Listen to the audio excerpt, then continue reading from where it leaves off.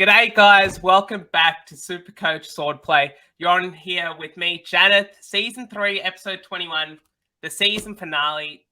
Seriously, I look forward to spending Tuesdays with you blokes every single week. It's like tradition now. But from next Tuesday, it's gonna be very sad not being able to share this time with you boys. But for the last time this season, I'll introduce you guys. DR, how are you doing, mate? How'd your Supercoach week going? Do you want to give us a bit of a recap of what went down last Friday night? Yeah, g'day, mate. G'day, Spills. You're getting me a bit emotional there, Janath. I'm getting a bit emotional here, mate. It's like it's all coming to an end. A couple of tearjerkers here, boys. Yeah, that's right. Some tear-jerking moments there from the great man. But no, look, it's been a ripping season, boys, hasn't it? An absolute ripping season to date. But look, Friday night, it all kicked off, didn't it? We all caught up with each other. We caught up with our special guest that we're also going to have on at some stage tonight as well. But, boys, I've actually got a photo here. We'll quickly add to the stream so we can see. We might go just from the left here. So we got the great Timmy Mitchell, Big J from the centre bounce. The ladies, man, we know this man, calls it Backledge.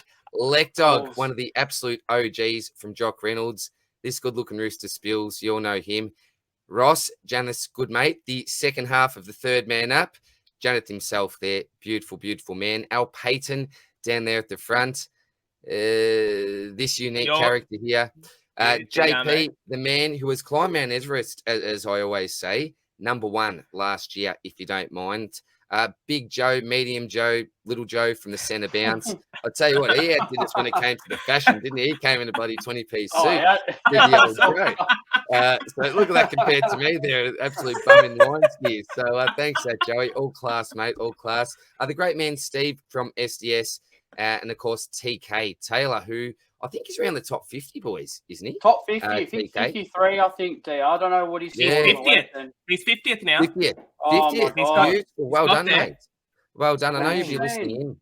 So, yeah, well done, mate. But no, it was a ripping night, fellas, an absolute ripping night. Spills, Brent and I had to leave at about quarter time. We were meant to leave before that, but it was just such great company there that we couldn't go to the game. We thought, no, we can't leave this joint. Just absolutely fantastic. And Janath, just very quickly before I get into my round review, there was a little bit of controversy about Spills claiming an envelope. Here's some quick vision. This only goes for about a minute from Friday night. And just watch Spills at the end claiming this envelope. All right, we're with the Go to Supercoach. Here's Ross from the third man up. TK here. TK, we got Big J from the centre. Big, medium. Medium. No one's medium here. I'd say what. No one is medium. The ladies, man. Cause of Blackledge. Janath, the professor, the numbers man, my brother. Steve from SDS. You know this man here. And I'll tell you what, last but not least, this bloke's been for us for ID to come into Crown. And when we got to travel before Spills, what's cracking, buddy? Oh, we've got Will Phillips, right? $150 for Crown, so yeah, should be a good night. Hey, on what? Looking forward to it. 50, what? $50 to Crown, boys. I should have been listening carefully. Let's get into it. You're joking. So, Spills, what have you got to say for yourself there, mate? You've claimed it, but Janath, you reckon that maybe Spills isn't the true owner of that envelope? Can you say any more on this, mate? Well, he's saying that Will Phillips won him a $50 Crown voucher, but I'd like to say that Janath Fernando won him the $50 Crown voucher. Spills, I bet Spills in for an answer by about a nanosecond. And he was a bit cut about it. So just so just gave him the $50 voucher. Keep him happy, you know. Yeah, it was a funny one, wasn't it? Because I thought the question and answers thing that we did, the quiz last week on the potty was tough, and then we go to Crown Casino, and all of a sudden after about 4 or 5 pints, I forget everything about Supercoach, and they're dropping these questions on me, and some that I should have got right, I reckon I completely forgot about. So when I finally got the Will Phillips one, I was like, yes, how good's that? I think the question was who had made the most cash from. No. It was at February 20th this year. Who are the top 5 most owned players? Most owned, that's right. Yeah, most owned players. Yeah. Yeah, and I'd said Will Phillips about, it was nothing in it, and it was you just beat me there, and Being the good man that you were, Janath, yeah, you did give me the $50 Crown voucher. Can't wait to go back to Crown and chuck all that in the old slappers and see how we go. But yeah, definitely looking after his great mate. And as you saw from the vision there, probably didn't give Janath the credit that he probably deserved. So yeah, apologies for that, mate. I do appreciate that. But yeah, I was pretty happy with the fact that I'd actually nailed a question, but also a bit flat with the result because yeah, I wasn't the first bloke to say the answer, but well, you get that, boys. Well, it's been you're not first, you're last. That's right. And boys, I must quickly say as well, ripping time at the footy, and the day after, the morning after, I got to catch up with my favourite player in the comp, the Pepsi Max King. I don't know if you can see that signature there on top of the old Pepsi Max can. So we had a bit of a cheers at the end of the day. Gave him one to take home on the bus to quench his thirst after a big morning. Oh, you didn't drink it there. I thought you guys would share a drink right there. No. He did take it on the bus. He had the Gatorade there, already half drinking. So he said, promised me that he would have that one later, mate. But back to the Supercoach very quickly for my quick round review. 26.57 this week. So very nice score from me. 534 for the round rank. And all of a sudden into 2,200 overall. We've been having some of these really round sort of numbers, haven't we, for ranks lately? So exactly 2,200 from me. At the start, I was pretty disappointed about this because I ended up surveying a few of you blokes at Crown about my VC. I was pretty keen on going Bolton, but the vote was 4-2 Neil's way. So I went Neil as the VC, but luckily he did bugger all. And I was able to go with my backup in Bont. So that was fantastic. Heroes, Big Shay, Big Kizza, if you don't mind, almost matching Rowan Marshall. The Bonts, obviously, Zach Butters, and also Dogger Jackson. He's been a good trade in the last couple of weeks. Let down Sicily Seagull, and I'll forgive Rosie just for the week. But 9 out of 9 league wins into my Cash League Grand Final. Life is pretty good, Supercoach-wise, boys. If only I'd got that starting team right, I could have been doing a little bit more damage than what I'm doing, but I suppose finishing strong, which is always nice. That's it, mate. Well, that's brilliant here, mate. All the anecdotal stories from last Friday. I'll tell you what, JP is the most humble person. I was talking to him, and he says that he hated going on podcasts last year when he won. Like, he never struck me as the guy that would want to actively go on a podcast. But just to confirm that, because he's a great bloke, down to earth, love to talk Carlton, which is great. Got a good chat with him about the list where we're at. And yeah, Spills, I'll handball it over to you. Do you want to give your summation of Friday, and then how's your Supercoach team going? Because I know there's a bit of numerology involved with your ranks. Know how his AFL team's going? Shit ass. Sorry, Spills. I cried a couple of weeks ago when Brent come on the potty, but they were tears of joy, where tonight might be sort of tears of sadness, almost tears of joy at the moment, because that's early driveway, mate. Last episode, I won't be able to do it for a fair while. That's as good as they come. That is, yeah. He needs to put the seatbelt on. The seatbelt. They're going to bloody need it. I'll tell you what, boys. There's been some memes of the new logo as well for next year. A couple of like a crashing plane, like some real brilliance there. And whatever's coming, we deserve, boys, because that was fucking shit house. That's the worst display I've ever seen. I may as well start on the Bombers because we got to assess the elephant in the room. And I'm wearing my training top because you just got to cop it on the chin. Everybody that watches this podcast and my YouTube channel knows that I'm an Essendon man. Why try hide it? Yeah, we went over to Sydney. I think the boys caught the bus to the SCG instead of Giant Stadium, and they just run rings around. Well, black and red witches cones. So that's about as ordinary as we come.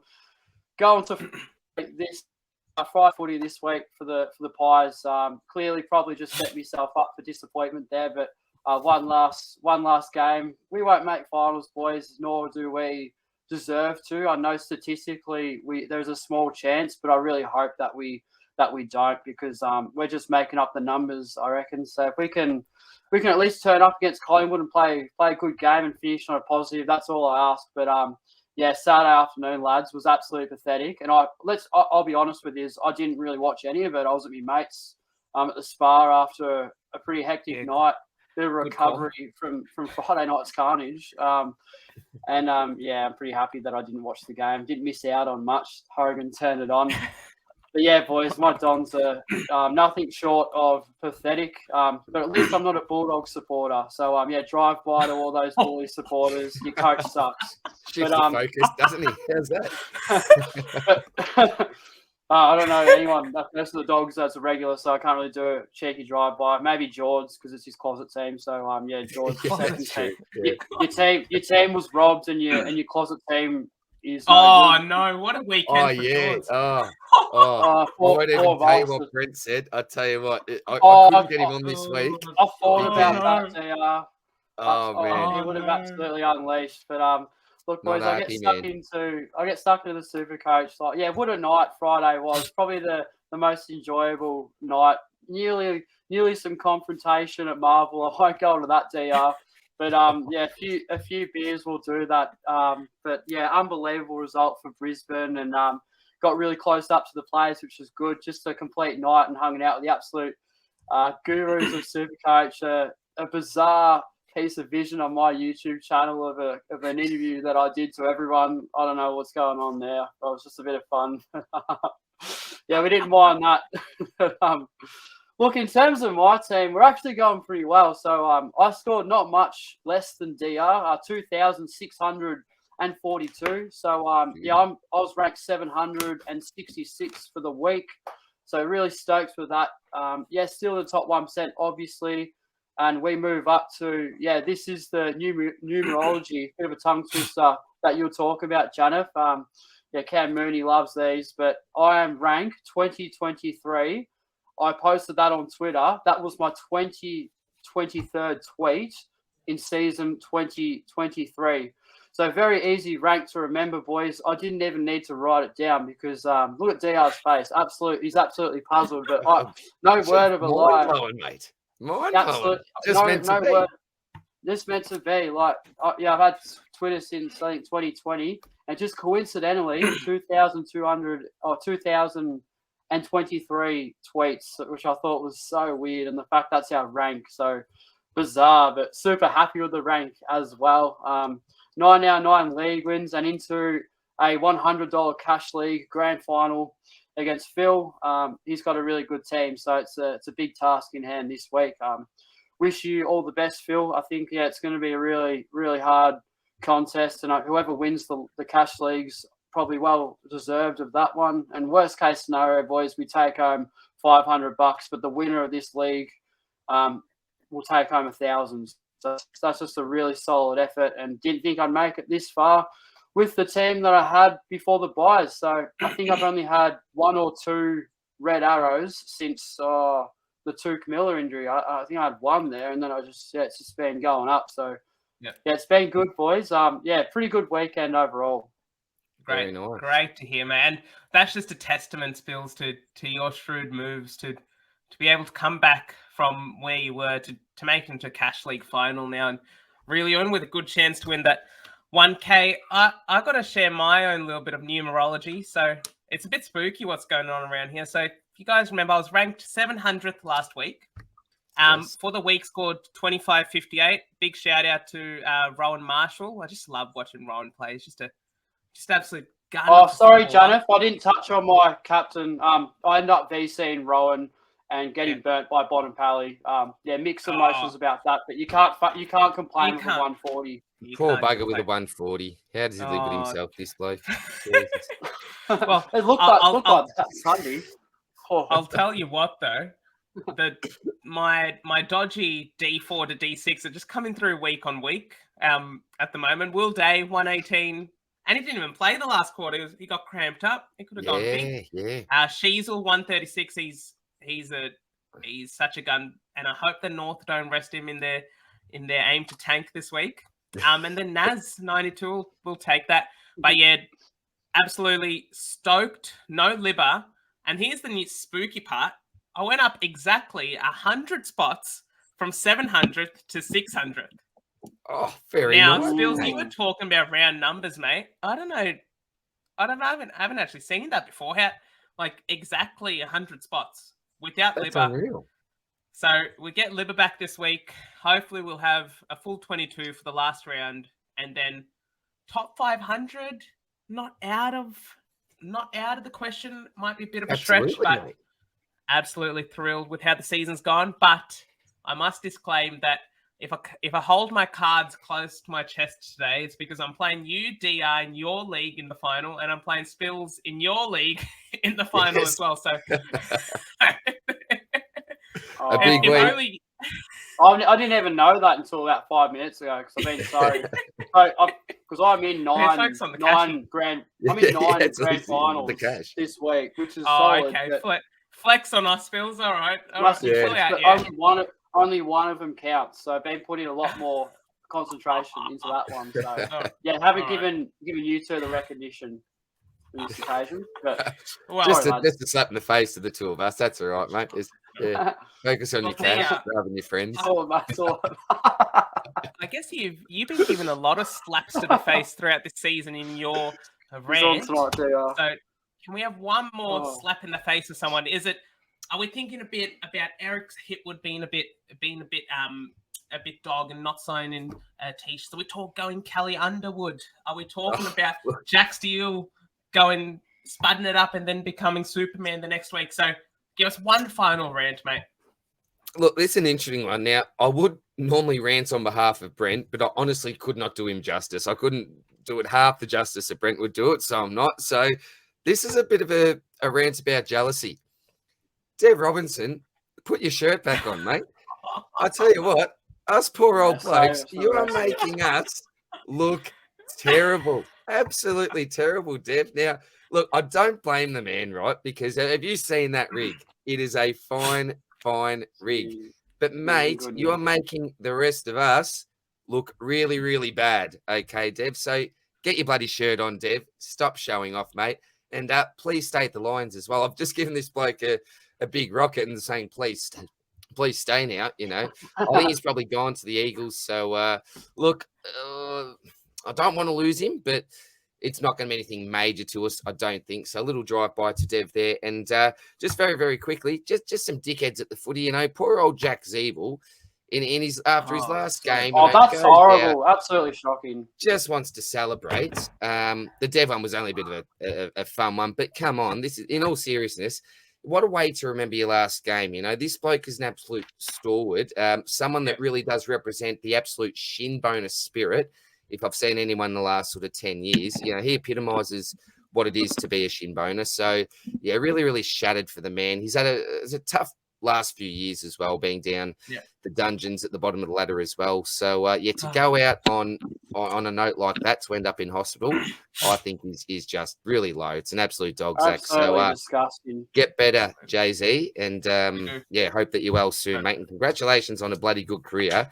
This bloke he's hard as nails, this bloke. Remember, as a midfielder, he was never, I don't think and this is no disrespect, I don't think he was ever a superstar, but you just knew what he was going to bring to the field each week. And that was 100% effort. Put your head over the football and put your body on the line for your teammates and your fans and your coach. So, great job. Great career, Jay-Z. But to whoever, you know, belled him up, that's absolute crap. Hope you have the book absolutely thrown at you, whoever that is. So, that's my rant, boys. Dev Robinson, get your shirt on, and the dickheads that belted up Jay-Z, no good, boys, no good. Can I just add a slight disclaimer to the Dev story? How many blokes are we going to see this week with slightly bit loosened up stitching, just to easy tug, get the rig out? I'll put it to you boys. I'll put it to you boys. Who is the one player in the AFL right now that you think wouldn't mind getting the shirt ripped, their jersey ripped off? Ooh. Bailey Smith comes to mind. Oh, Baz Blanca. I reckon Charlie Cano wouldn't mind. Oh, big Charlie. He's built like a great card. Of course. Yeah. He rates his work, yeah.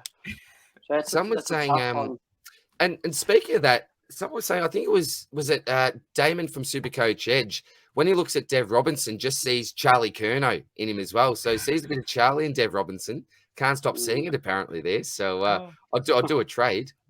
Robinson for Curnow. I don't know if Dev's got a misses or not, but if he does, she'd be absolutely rattled with that on Friday night because he's received, I think he's quadrupled his following on Instagram. He has. I heard that. Yeah. He wouldn't have got a vote on Friday night, but yeah, off field 3 votes to D Robinson. Absolutely, honestly. mate. He has absolutely set the tone if I've ever seen it. He's in great nick and he should be happy with himself. Well, I guess with that, it provides a perfect segue into what we're going to reflect a little bit on the season that's been and go through a countdown our favourite moments from, I won't say from 5 to 1, but in any order. I just want to spitball some moments out to me. I'll start us off. DR, your mukbang when Stewie Dew got sacked was up there with the best YouTube content I've ever seen. Like, first I didn't think you'd do it. I just threw it out to you. I don't know why I did. I think you had frozen stew for Stuart Dew, sun kissed, so kissed into the sun, Mountain Dew. I think that was it. Unreal, isn't it? Maybe there was something else, but that was unreal. The fact you did that. And it all happened literally 5 minutes before the potty. I don't even know how the mukbang got brought up. I really don't know. It was a sacrifice for Stuart Dew somehow. I went to get some Mountain Dew and Lisa's got me the stew. And it turned into a mukbang somehow. How, I don't know how he got there. But look, happy to not take myself so seriously, boys. We've got to have a laugh around here. What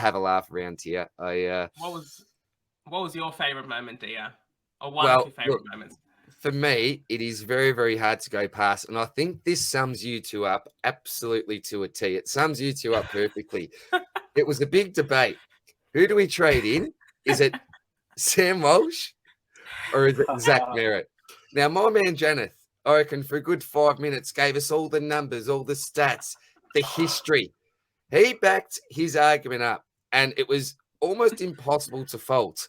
I was absolutely over the line with Walsh.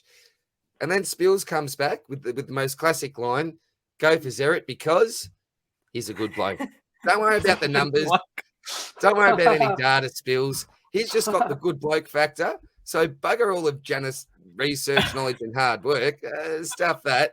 Get Zerrett in because he's a decent bloke. And the decent bloke, I think, is probably won at the end of the day. We couldn't predict that Walshy would go down, but maybe that's a lesson learned, boys. Pick the good blokes. Don't overthink it.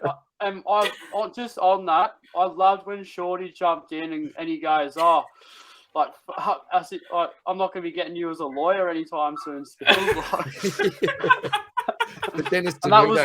was a bonus. Like that, having Shorty on for that discussion. So that is by far my favorite podcast that we've done this season. That was that was absolutely elite. There's been some pretty good moments though. Absolutely. Spills, what else do you have to add to that mix?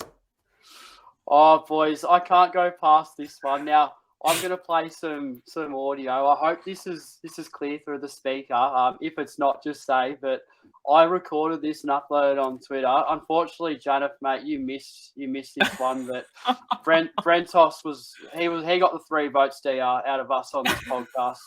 He absolutely set the tone. So here's the vision. As we all know, Toop's a gun of a player. He's an absolute fucking team. But in saying that, there's another bloke who done this a while ago, and sorry Janath, not a drive-by at you. Not again. But some bloke called Chris Judd, who everybody holds up on a pedestal as a superstar. Do you know that bloke chicken wing, eye gouge, and pressure point? 3 times, not just once, not just one fuck up. 3 times, mate. And this guy's a star. He's a blah, blah, blah, Brownlow medalist. Yeah, he's a good player. Don't get me wrong. But he's a dirty dog. Now, is that at the end of his career? Obviously, because he'll past it. Hey, I know Chris Judd. If I was, I'd be laughing. You see his missus? Mine ain't bad either. Don't get me wrong. But anyways, right? It's the sort of things you don't do on a football field, mate. And that's crossing a line. Crossing line. Johnny for you. Jones has definitely seen his misses, that's for sure. Choppers. The old TJ. Like choppy chop. Choppy chomp chomp. Yeah, so that Can we- was Fred. Spills, do you want to ad-lib the last little bit? Chompity chomp. Yeah. Choppers. How'd that happen? I don't even know. Let's go. Oh. I tell you what, it's really hard to go past the old community pod as well, boys. That was Oh, yeah. absolutely Yeah, that elite. was You know, awesome. hearing the That was stories good, from yeah. everyone. You know, I remember Beggsy giving us this big bad luck, sorrowful story. By the way, I'm ranked around the 2K mark. It's like, what is going on here, mate? You know, James, It's the worst team James, ever described. James as well. Got 1%. Yeah. Oh, James absolutely killed me all That was podcasts. That was That so was good. that was funny. And his Funny, little like, quick Jono rant about the Ashes as well. drive-bying Oh, we everyone. love that. Oh, that was so He good. goes to Oh, me, yeah. oh, Spills, I remember when you picked Sam Matreski season and everyone was laughing at you. It's like normally one of those things where it's like, look who's laughing now, but everyone's laughing at you, Spills. Everyone's laughing at me, like, and sometimes you just can't help but sit back and admire it because, he roasted me, but I couldn't help laugh at it because it was just such quality from that absolute And- legend. But boys, there's been some real highlights, absolutely. And can I add one final one? I think this is really underrated. But when we got Rory Laird getting off his suspension live on Potty, that was Yes, tier that's right. entertainment. right. Yeah, yes, and on That's the right. on that as well, Janath, when we also got Sisley and Sarong getting overruled, and their suspensions gee. sort of remain, and the absolute sheer disappointment on mine and DR's faces in particular. But yeah, that was pretty bloody ordinary, boys. So yeah, some real nice was live gold, that reactions as well. But it's And I just been an reckon- absolutely unbelievable season. It's been, and that's why I reckon we keep the Potty on Tuesday so we can follow David Zeta's tribunal hearings. That's it, That's- mate. That's it. Can't beat a good live There will reaction. be a lot. There will be a lot of them coming in next year. I'll tell you what is that. Yeah. Well, we do have a lot planned for next year, including, I guess we'll just do a bit of a spoiler, but we're going on Spotify. We're getting on Spotify next year. So all you audio listeners out there, you will be hooked up. And then I guess the sort of big reveal that's been in the works over the last couple of weeks, we're going to start up a merch shop. So we'll get some Supercoach Swordplay merch out there for everyone, from your t-shirts to your, I don't know, your beanies, your stubby holders. They're the ones. A hat for Spills to wear on the podcast. You never know. It's just That's it. we'll have. Yeah, last week, Janath, the first potty where I didn't wear a hat. Yeah, I didn't notice that actually until you brought it up off air. Still, and that He's we a didn't very get that observant recorded. man, is Janath. Yeah, he's But good. yeah, well, the merch shop. We don't know if you guys want it, but you're getting it. So And boys, just on the absolute down, but Yes. there is a fair chance. I'm not 100% sure yet, but I reckon it's going to happen. I'm not going to push it until next season, but I reckon we might have a sponsorship as well. But I'll keep you Oh. updated with that. Yeah. Oh. Stepping So up in the world. some Is giveaways. No, it's not Manscaped. What else would it be? I can't believe that. Everyone's sponsored by Manscaped. No, it's not Manscaped, boys. It's even better. But yeah. Give a something to look Manscaped a forward drive to by while we're next at it. season. Well, we're buggered I even don't- if Why would we be sponsored by Manscaped? Like, DR doesn't shave. Janath and I can't grow hair on the face. So why would we bother? What a waste of a sponsorship. DR looks homeless. It's just your style. Like, looks good. Yeah, Just great. his style, he great says. Oh, Great shit. look, great looking shot, but yeah, I can't grow facial hair, boys. So that Spills, clearly you missed the phase when I didn't shave for 2 months and I looked like a homeless man. yeah, I must have been living under a rock, but it can't be worse than Sam Welsh doing an ad for Gillette a couple of years ago. Doesn't get worse than that, lads. That would be me if we got Manscaped sponsorship, because I cannot grow facial hair. Oh, that's good. All right. God, let's straighten up, boys. That's why we love the potty, boys. Well, keep us updated what the sponsorship is, Spills. But at this point, honestly, if Manscaped do sponsor us, we give them a good. We wouldn't even use it. Oh I god. can't. But Oh, we got a no. crowning moment coming up, and it may not be a Brownlow. We have one round left, but this is the last podcast, so it's a preemptive awards ceremony. But I do want to award the triple-double crown to two special gentlemen. DR, will you do the honours for me? There we are, go. Janath. So, There we are, my friend.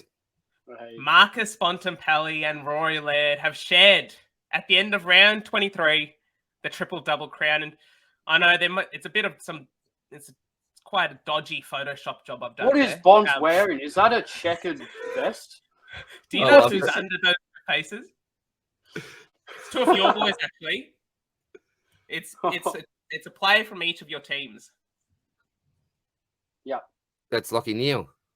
It is not Lockie Neal. Think about joint Brownlow medalists. Oh, Vossi. No, Vossi Vossi and wasn't. Was it the Roo? No, Hurdy. Sorry, Hurdy. Hurdy. That's it. Hurdy, of James course. Hurdy's wearing whatever that is, mate. That's right. Yeah, I remember that. I Yeah, love that. Yeah. I love that. So yeah that's all. there's no awards ceremony, but I reckon they're pretty chuffed about when you can clearly see with the smiles on their faces. Absolutely. Look at that.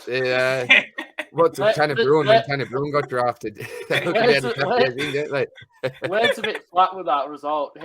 Laird kind of looks like he's been leading all season, and now he's got to share it with Bontempelli. So he looks just a bit like he's come second almost. Clearly, this is Bond's crowning moment of the year. Like, who cares about a Brownlow? Who cares about, I don't know, best and fairest, whatever? I win the triple-double crown. That's all that matters to me, mate. Much more prestigious. But one of them can win it, or even Jack Steele could come in and snag a equal first finish. We might have a 2006 Brownlow. Goods. Who was it? Goods. There's three of them. I'm forgetting. Yeah. geez. Way before my time, before I really started following footy. Who shared that? No, 2005 Brownlow medal. I know it's three people shared one of something. Mine doesn't go back that far. We'll get Ross into it. Ross will know. He's an absolute gentleman, and that's where we're going now. So I'm going to bring my high school best friend, who's also the joint creator of the Third Man Up. Ross, he's a legend of a bloke, absolute good banter. We got him in here. Firstly, can you give us who the three Brownlow medalists in 1 year was? I have a feeling it was Adam Goods, Nathan Buckley, and I think it was someone from the Crows. Rashudo? No. Yeah, maybe it was Mike Rashudo. Yeah, possibly, yeah. I have a Yes, feeling it was those Buckley, three. Goods, Rashudo. I'll There you get him go. off the block. Look at him, comes on, starts showing up already, showing us all up. running rings Every around time we have a guest in here, within 1 minute, I feel smaller. But anyway, welcome, Ross. Good to see you again, buddy. Guys, good to be on. Good to see you, was, mate. So, yeah.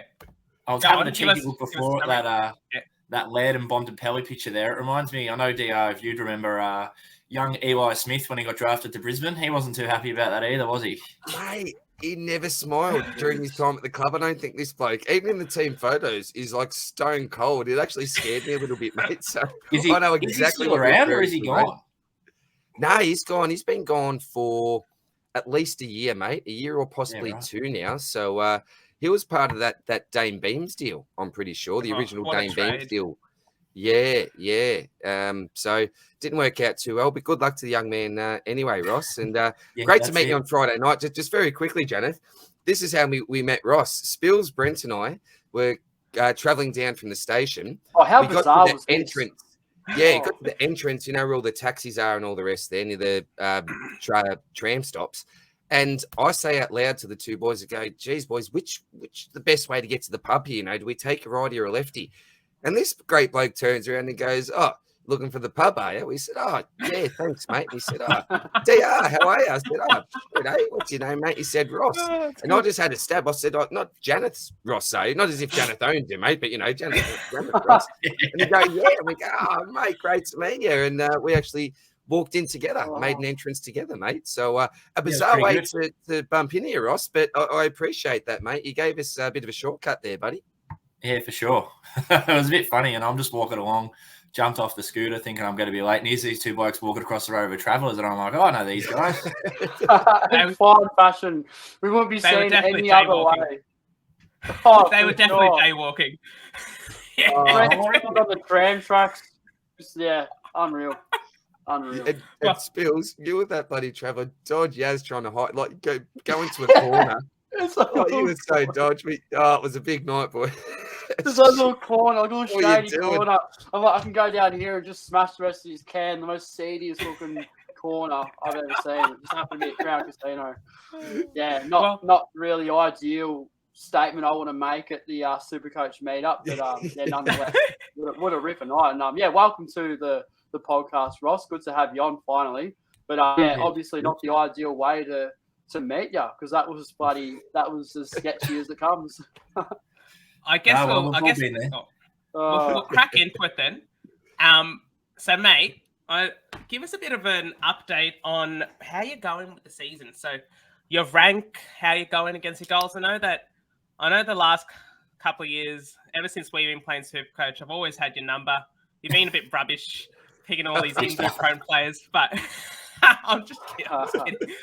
But this year, something's turned, hasn't it? I don't really know what's happened. I was saying on Friday, I've had a bit of a tendency in the past for things to go wrong and just sort of, crack it a bit and, throw my chickens in the bin or whatever and just send it and bring in really obscure pods and all that sort of stuff rather than sort of stick it to a strategy. But, this year's been a lot better. I think I sort of picked my team at the start. I'm currently 6,025th, which is top 3%, which is pretty decent. Obviously not up there in the top 1,000, but, hopefully this weekend we can crack top 5K and then, a bit more research and, getting on the numbers again, we can get up to, top 1,000, top 1%, all that sort of stuff. I was pretty pleased with round 23. So I had you covered just a little bit, DR, with 2,666, which was the 393rd highest for the round. Nice. Hopefully something similar like that with Liberatore back in instead of Debrob. Maybe crack 2,700, top 5K. And without Libba, that's a great effort. That's massive. Really without Libba, absolutely, man. You almost win you probably win the 1,000 if you have Libba in your team on that. That's amazing. Yeah. And against West Coast, that was the harshest thing for Libba owners, I reckon, is the fact that not only was he missing, he was coming up against. We saw what Bont did, 160. That would have been a feast for Libba. That is bad luck, but a ripping score, mate. As Spills mentioned, for a Libba owner, that's elite, buddy. Smashed it. Yeah, for sure. Although I've got to give a bit of a shout out to your man Dev Rob. He pulled up a handy 75, so could have been a lot worse. Yes. Could have had someone on the field dropping a stinky 30, but he was my lowest with 75 for the week. So got scaled up for that jumper throw, Ross. Just keep in mind. I don't see Libba running out there without a jersey on.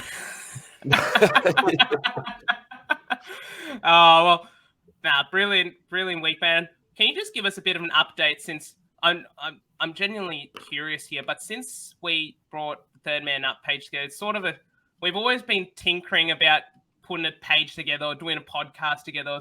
Since high school, you guys we had a YouTube channel back in year 9. It was called Really? Is it still available? No, it is not. Damn it! I'll tell you what. I had a buzz cut. We were opening FootWiz packs, and not FIFA packs, but like the virtual packs you open online. It wasn't very good content, but this is what we've come to, the Third Man Up. And since we introduced the Third Man Up, I reckon your ranking would have gone way up, right? Yeah, pretty well. I started the season off all right, but I think I got a couple of big moves in the middle of the season, right? I'm sure you guys know, Kieran Briggs, definitely a big one. Managed to get him in right before he went up in price. Bailey Humphrey, another one, even though he was 212K or something with a couple of negative scores, just had a look at what he was doing and sort of back him in the midfield. So I've sort of learnt not to be afraid to sort of, bite the bullet if you think that something's really right, and obviously have the numbers, rookie data dump and even captain's corner a little bit as well, just to sort of, differentiate away from what the crowd could be doing. Because I know that having Briggs meant that I had to trade away one of my ruckmen, which ended up being Jared Witts. And I think that's probably worked out slightly better,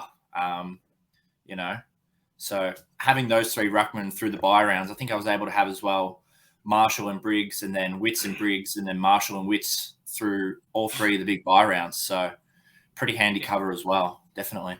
Beautiful. That's awesome, mate. Well, I guess we'll get to some more questions then. So who is one starting pick you loved and you just like, oh, if I didn't start them, my season would be completely different right now? Yeah, look, I'm a little bit biased here as a Saints fan, and obviously the lid's still on. We are in the finals, but I don't know how far we'll go. That remains to be seen. But Rowan Marshall, I know you love him as well. Just a good set and forget ruckman. Good bloke. He's really stood up for us as a sole ruckman, especially after Ryder as well. At the start of the year, he looked a little bit iffy, but since then he's sort of been really churning out consistent 110s, 120s, 130s every week. People had him VC option last week, so his scoring's really improved. But on the flip side to that, I really regret not picking Tim English. Now, don't we all, mate? Honestly, that's as bad as it comes. I never had him. Oh yeah, shocking. Now, there's a funny story about that. I had Tim English sort of in the preseason. I'm pretty sure he scored quite well, but then I was sort of tossing up between him and Witts, and I went, well, English missed a few games last year. Witts is durable as, doesn't miss matches. Usually got a pretty solid, ceiling and, not as much of a low floor. So I took Witts. Then round 3, Stewie Doo comes out with a press conference and says, Jared Witts is going to be out with soreness. Lovely. And, ended up with him out for 2 weeks, and we were away in Gather Round watching the Suns, and had to watch big Ned Moyle trucking around for Gold Coast. Well, what a donor.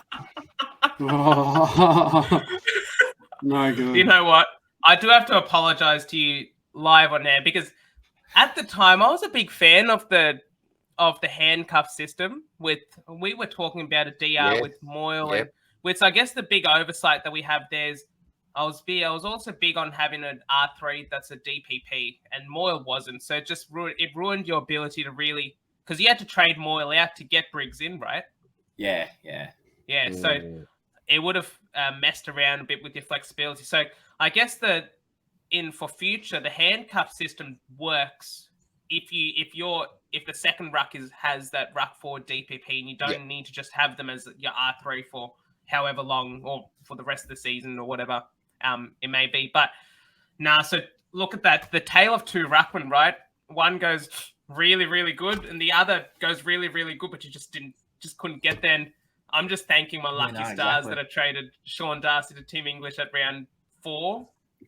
Because otherwise it would be massive, it'd be the worst. Massive. He would be the worst antipod to have all year, up there with Bond and he absolutely is, mate. Well, Ross, does this make Tim English a starting lock for 2024? Is there any other names do you want to float out there? Look, I want to wait because there's whispers. I'm well aware Kane Corns, Caroline Wilson are big on these whispers, but they seem to be thinking that West Coast are going to launch the Godfather at Tim English. I hope he stays at the Doggies. I think if he does, then I'll be locking him in. Maybe not first pick, but he'll be in my side. If he goes to West Coast, though, there's just that little bit of extra uncertainty. Is he going to be dual rucking with Bailey Williams? Is he going to be solo? Is his output going to be dropping because they're pretty rubbish? We don't really know. So, lot to be seen in the off season. But I think if he stays at the Doggies, then definitely, one that I'll be picking in my ruck line for 2024. So, is he going to be worth the 725K or whatever he's going to be priced at? Like, absolutely ludicrous. He's so good, man. He covers the ground so well. You got to get him. You have to get him. Like Spills, he's only going to pain. Do you want to go through this pain again, Spills? Honestly, not really. Honestly, through this, it's been shocking, mate. It's an understatement, Ross, to say it's been painful. It has been an absolute dagger to the heart not having some English. Seriously, every week it seems like, and even, you watch your first quarter and you get so excited if the bloke's just under 25 somehow. You're so excited, right? And then by halftime, he's on 70-something again. It's like, damn, can you just have a bad week, bloke? So, yeah, it's been painful. And he's going to be the first bloke I'll lock in next year. But no, and lock him in. Spills, I'll throw it to you as well. Who's your first picked next year? And I'm just going to give a quick disclaimer, but I've got a very strong feeling that Grundy will be going to Port, and 50-50 on Darcy heading to Geelong. So, Sean Darcy, is it any of them in that conversation? Now, Nick Nat's definitely out of the conversation. So He's gone. Who's your first remember pick? that? Yeah, you're a shorty. You Nick Nat talk. Bugger Yeah. wasn't taking the piss at all on that Gone one. fishing. Look, Janath, great minds think alike, mate. You absolutely nailed what I was thinking, because I would have said English a few weeks ago, but yeah, Melbourne, they just can't make it work with Grundy. So yeah, if he goes to another club, he's going to be so reasonably priced. So having him at R2 would be nice, and then lock in Max Gawn at R1. I mean, he's the man. We saw. Oh, wow. Yeah, no, that's a big call, isn't it? If only you could pick 4 ruckman next year, because then you got Sean Darcy as well. We've been scrambling for options this year. Next year, we're spoilt for choice, because I'm pretty sure that Sean Darcy will go to the Cats, and then Grundy. I think it's going to be either Sydney or Port Adelaide at this point in time. Hickey just hung up the boot, so they're going to be targeting a ruckman. There's a number one ruck backup spot. Sydney, don't they? A real decent backup. The Peanut. Bloody Peanut. How's he getting contract offers? I could be I sent you that screenshot of the Wikipedia thing, didn't I? You did, mate. Yeah, you did. That was the nickname, the Peanut, has some battle with DR or some bastard's done that. I don't know who it is, but that's great for him. Yeah. Absolutely nailed it. So yeah, I don't think it's going to be the easiest with English next year. He's going to be fairly highly priced, and you got some seriously great options around him. So yeah, it's a tricky one, boys. I haven't really decided or weighed it up, but at the moment, I think Harley Reid he's probably the first pick player in my team at the moment, and everyone's team going to North now, unless they, as you said, Janath, if they deliberately tank or not this week, who knows? But we'll see what happens with Harley. But yeah, he's going to be a hard one to pass up as that first pick player. True. Boys, do you want to know the most random thing ever? All right. Where do you reckon Peter Laddams was born? Oh, this is a shock. I don't even know. Where would you start? I think it was South Australia. Was that right, Janath? Is he SA? You reckon it's a state? I'm saying it's a country, mate. It's a country, so okay. And it's not Australia. One guess each. Very quickly. Come on. Chop, chop. North Korea? I'm going to go Fiji. Fiji. Ross on Fiji. DR, what do you reckon? New Zealand. He was born in Papua New Guinea. Oh, not far. Well, you're close to sort of Fiji, aren't you? But North Korea. Papua New Guinea? Papua New Guinea. The peanut from Papa. There we go. The peanut from Papa. So I had no idea. I just searched it up to see the peanut. The place of birth, Papua New Guinea, is what the hell? There we go. Sure, fair enough. Well, Ross, we've got to get back to these questions. We're absolutely missing these. What is one lesson you learned from 2023, apart from backing your gut and making the move early? Is there anything else you sort of take as a learning that you take in 2024 for your sort of top 1K climb? Yeah, look, I think it's important to. I mean, it's a big rule for Supercoach is to never trade your premiums unless you've got a really, really, really solid reason to get rid of them. I made a bit of a poor selection. I missed Doherty. I missed Dacos at the start of the season, so I flicked Doherty to get him in, and obviously Dacos has been a great scorer and all, but waiting a couple of weeks to keep Doherty in as well probably would have helped me. He's had a fairly decent season. I just think trading your premiums, if you pick someone at the start of round one, you got to back them in, even though they come through a bit of a form slump. Zach Butters has had it was dropping 90s and 80s, and now he's back up there again. Errol Goulden, I know he may not have been considered a full primo at the start of the year, but he even had a couple of stinkers, and then he's come out and dropped a couple 150s, 160s. When I recommended debating with him and Max Holmes on Third Man Up back when we very started. What a terrible threat idea that was. Max Holmes has done sweet bugger all since then. It was all Australian wing. Just about. Yeah, for about 2 weeks, Max Holmes, and then Errol Goulden's taken the crown. Hey, Ross, don't worry. Shorty knows all about that. I think it has to be never trade your premiums. Absolutely. Unless you've got a really, really, really solid reason. Well, you can't be too hard on yourself for Doherty, mate. He was out for 4 to 6 weeks when he did that PCL, and then he was back in 2 weeks. A miracle recovery. It's a miracle recovery. You can't be hard on yourself for trading him out for Dacos, and then Doherty magically rocking up. I think from memory as well, though, he had a couple bad scores, so he might have been on the chopping block anyway. He was, I don't think he turned up round 1, round 2, so everyone was a bit dirty on him for that. But, all worked out in the end, it seems. That's it, mate. Well, I guess the other thing, I just want to put it out there, is there merit in if you have trades, like, not now, obviously, but 5 weeks to go till the end of the season, save 3 trades left, anti-podding some players. So really thinking about like a Taranto type, like seriously, this guy at one point was a top 3 captain candidate week on week. And now I think he's turned up once in his last 6 games or something like that. It's him, Lockie Neal, like I think Darcy Cameron's the one that speaks to mind because he's so highly owned in the top 1%, plays the first game. So if you could have the emergency on him, have any sort of cover, because they're trying that sub thing with Cox and Cameron. So that's really hurting. That's really going to hurt Cameron. So that's the one that speaks to mind. But that's a real good advantage if you can have that antipod. But tricky if they score. I'm just speaking for future years, mate. So like next year, for instance, if you have 3 trades and you got a highly owned player, like Taranto's owned like 99.5% of the top 1%. So if he scores 60, literally no one cares in the top 1%. But like if you don't have him, that is such a big boost because you can pick a guy that's cheap, that's got the form, as opposed to someone that was expensive that's dropped in out of form. So you can even make money in a trade like that. Something we'll talk about at the start of next year, DR and Spills, when we put together our sort of foundational principles for Supercoach success 2024. Keen for that. That'll be good. Absolutely, mate. Absolutely.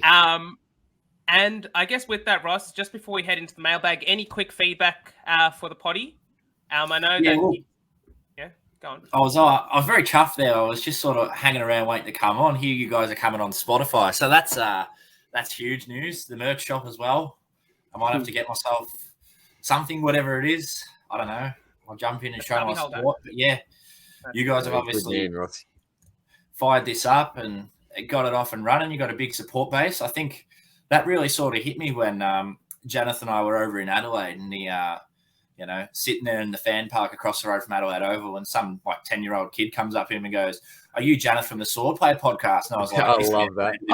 Oh, no way. You remember the Duke? That's huge. Spills, don't you remember the Duke? The story I told you? Oh, you might have to tell it again. I know him. Yeah. Was at the Rebel Sport footy counter, going kicking some goals. Just grab some freebie, some water bottles, some footies. And then back behind me is the Duke on Twitter. And then I'm just rolling out. There's like, "Hey, Janath from the Swordplay podcast, right?" No. I did not think that happened. I didn't know it was him. There you go. Yeah. I went and told Ross straight away. I was like, "What the hell, man?" You don't even know what to say. Like, I've been recognised a couple of times at nightclub bathrooms in Bendigo. I was going to say it's always in the dunnies.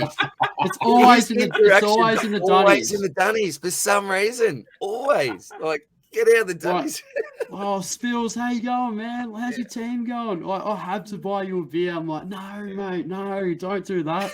I'm just a normal person. Like, don't treat me any different. Like, I'm not a big deal, mate. I promise you. I'm just a normal guy dabbling in a couple of bevies at the deck. I'm not some big deal. You got to play it cool, right? Like, what are you meant to say though? You want to grab a photo, mate, or something? It's like you're not a footy player. I'm at the nightclub, but I've got a texter in the back pocket if you want a signature. Well, it's not, but then a secco might bail me up thinking I'm going to tag the bathroom instead. But really, I'm just here to sign some shirts, boys. Yeah, the old number on the toilet door, Spills.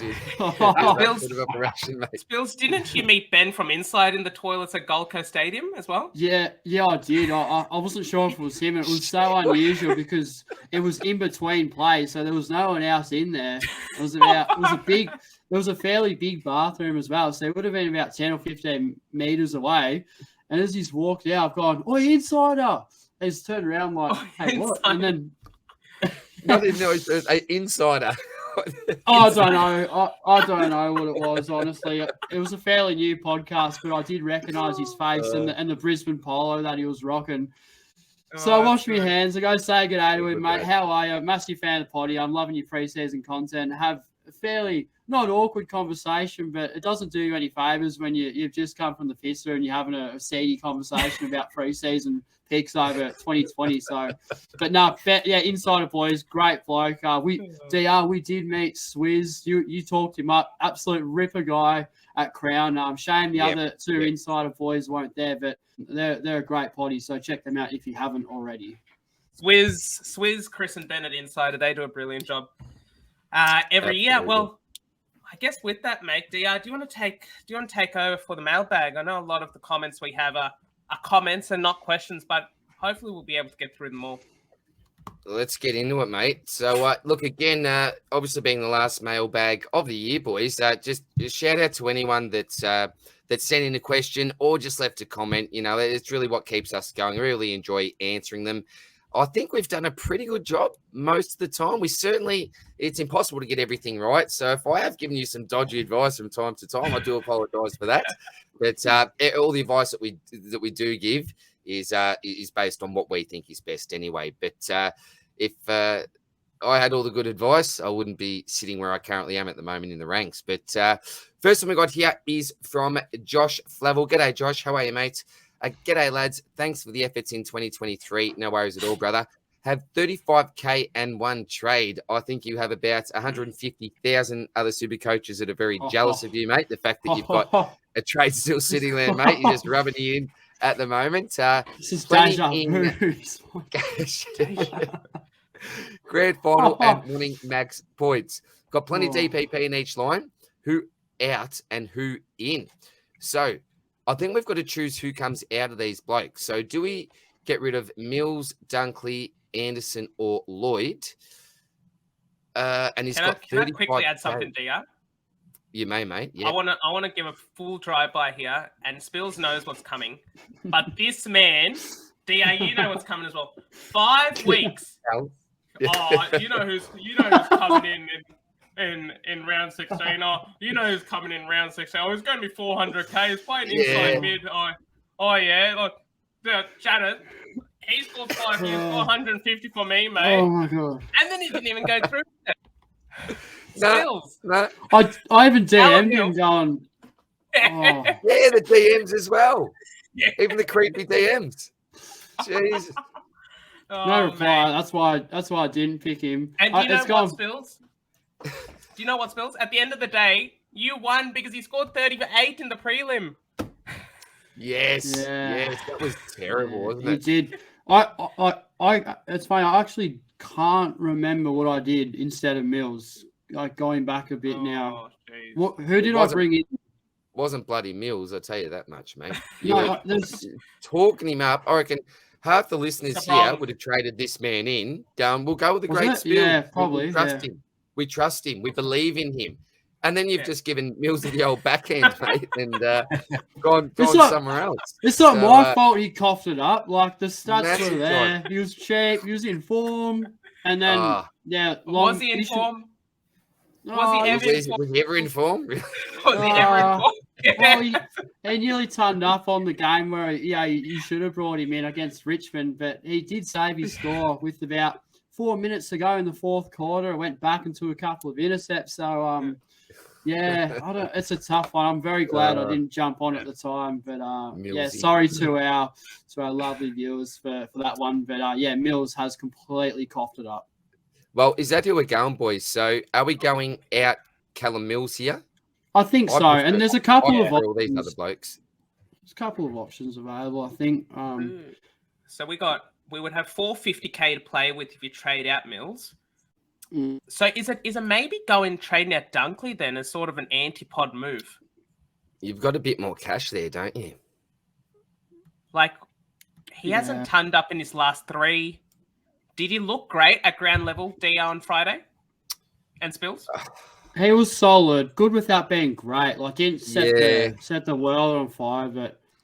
Certainly not fantastic. I'll tell you what, I'm going to throw a random one out there. How about Taron Thomas against the Gold Coast Suns? He scored 128 points last week. I'm just looking who else turned up. He had Lockie Ash. These aren't names that we're up with, are they? What about 103? What about? I'm not saying necessarily go through with it, but you could because the bloke's form's been elite. But what about Mills to Nick Martin? Been out of form, but he on the big open MCG, he plays really well there.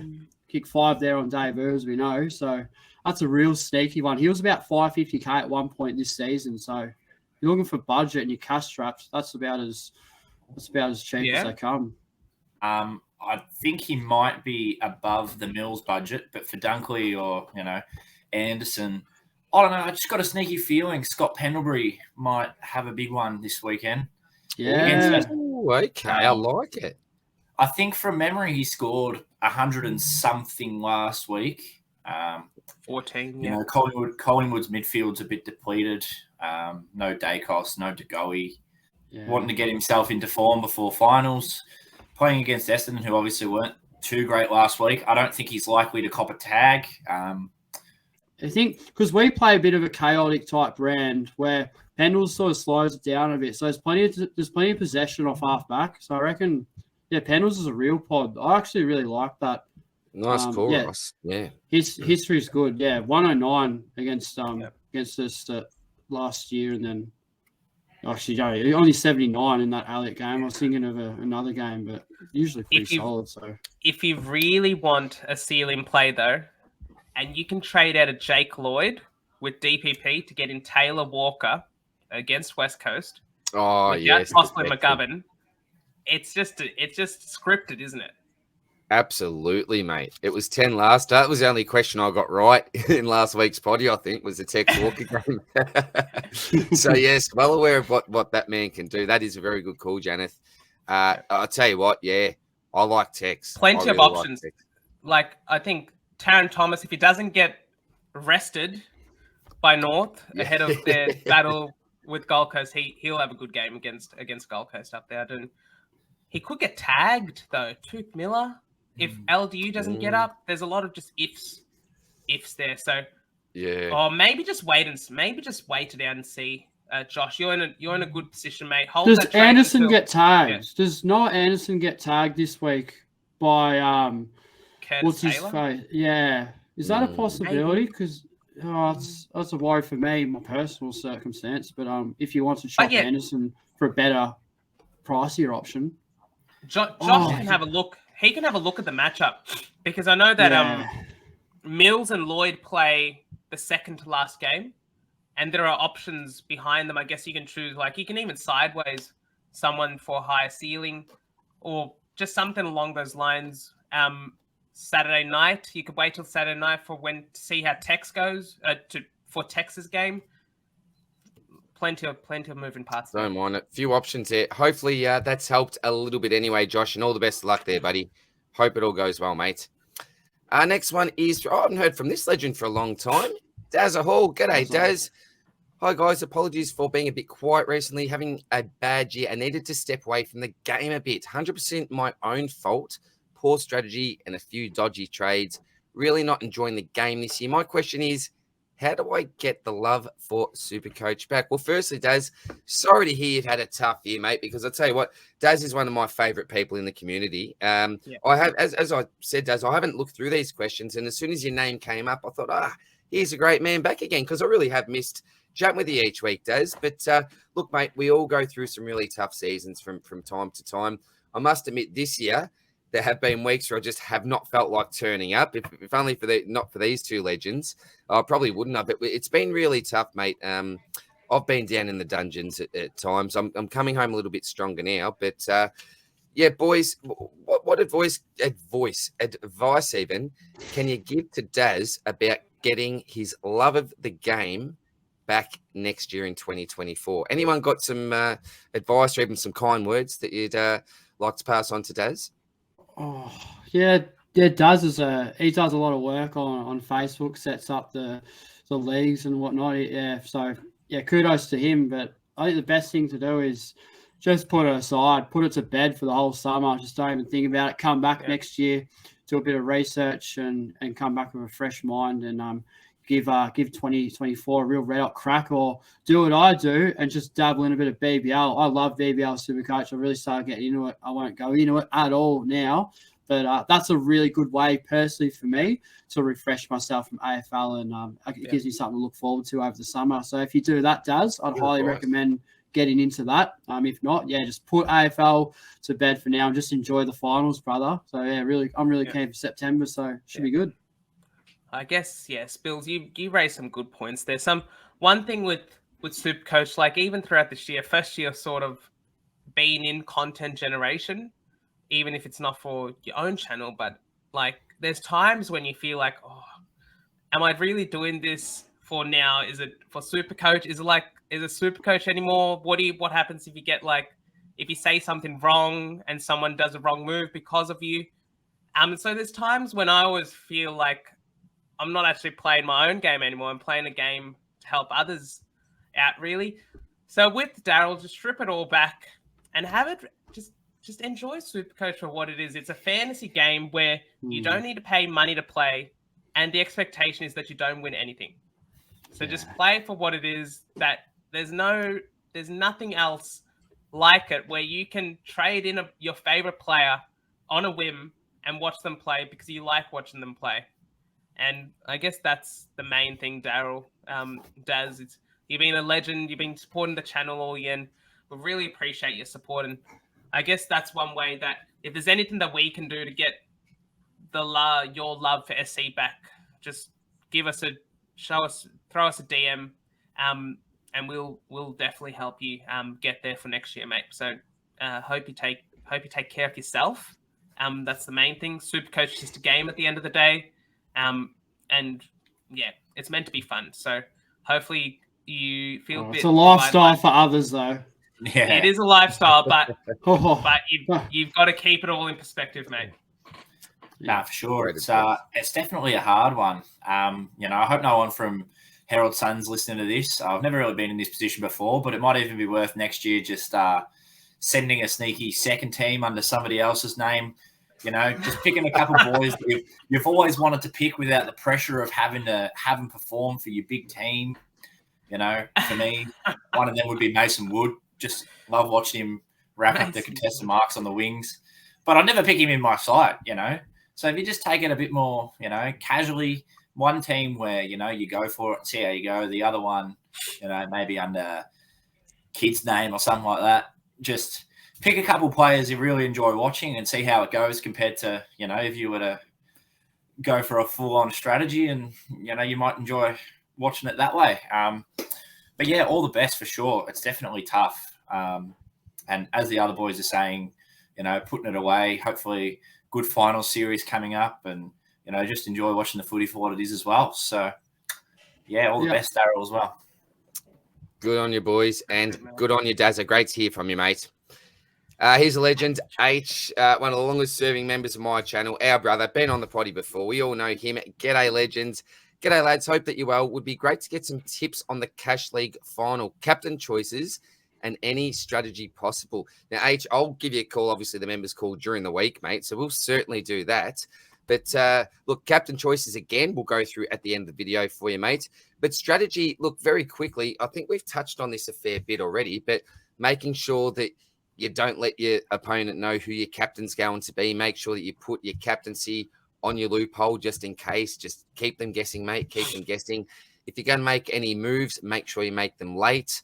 Not too late. Make sure they're not watching KO. That you're a minute behind. You got to do something, and the game's already bloody started, mate. But yeah, take your time, and I think really focus on what your opposition's doing. You know, if you've got that 23rd premium on the bench, for example, could you maybe swap or change a player later on in the round if you need to either, you know, gain some points or even match another player? So there's some quick tips from me. Janath, anything else you can add there, buddy?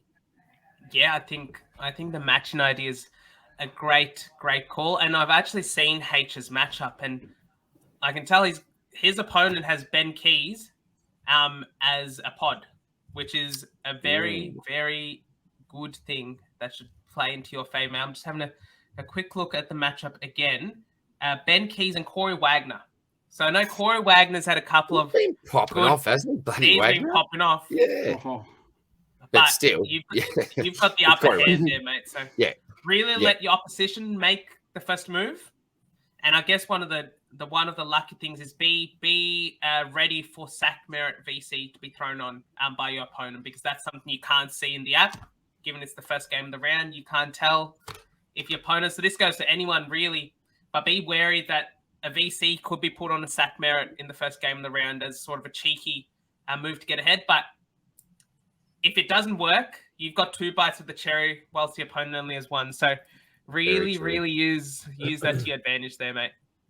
And just very quickly, while you're talking about that, anyone that owns Caleb Sarong, I dead set reckon if you've got the possibility to loop this bloke, that's what I'm going to look to do this week, because I think who does McGuinness go to? Is it Brayshaw, or is it, look, either one? If you own one of them and you can loop them just in case, I'd seriously be doing it, because whoever Finn goes to, dang, they're going to find it hard. Seriously. My cashier opponent, Phil, has Brayshaw, and I've got Sarong. So it's Brayshaw v Sarong in this cashier grand final. This is massive. He's going to decide it. Finn McGuinness, mate, is going to decide your grand final victory, I think. One of you, Phil's going to be wrapped, or you're going to be wrapped. I'll tell you. Who do you reckon he goes to? Yeah, look, I have a feeling it might be Sarong. And I feel like he might just be a little bit more damaging. Sorry, Spills. I mean, at the end of the day, little whack at Sam Mitchell here. I mean, it's round 24. You're 16th. Freo like 14th. The only people who care about the match are Melbourne, because they've got Freo's draft pick. Put him away. Don't shag anyone. I've got both of them. You don't need to do anything. He's got both of them. Leave them alone. We're all laughing, aren't you? Yeah. You just cop whatever comes. Where, like, for me and Phil and the cashier, it's just a flip of a coin. Like, whoever gets tagged is burnt. But just drop him, bring in Emerson Jecker, Jai Sarong, whatever. I don't care. It's not McGuinness. Yeah, brother matchup. I'd like it. Great call. Imagine he tags both at the same time. Well, he could. It's not out of the round, it's a possibility. So, he goes to Sarong for the first half. Brayshaw starts going off tap. He's like, no way, Andy.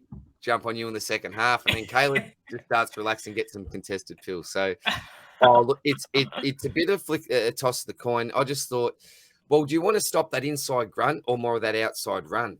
I don't know. It's whatever they choose to do. I'll tell you what, DR, if we're to go by anything, the last 2 rounds, and we weren't sure, before the Bulldogs game, we weren't sure who Finn would go to, because they hadn't given their blueprint away, but they've gone to Libba and they've gone to Oliver back-to-back weeks, and that is the inside player. That is the guy that's the extractor and gets the ball out of those contested situations, which is why I think it might be Sarong, but it wouldn't surprise me again, because Brayshaw is not too tall. He's not the Bontempelli, Petrarca sort of height. He can easily go with them aerobically and with physical attributes with Brayshaw. So it's be really interesting. Maybe pre-game Justin Longmuir might spill it for us. Andy's definitely more damaged. Not Justin Longmuir, Sam Mitchell.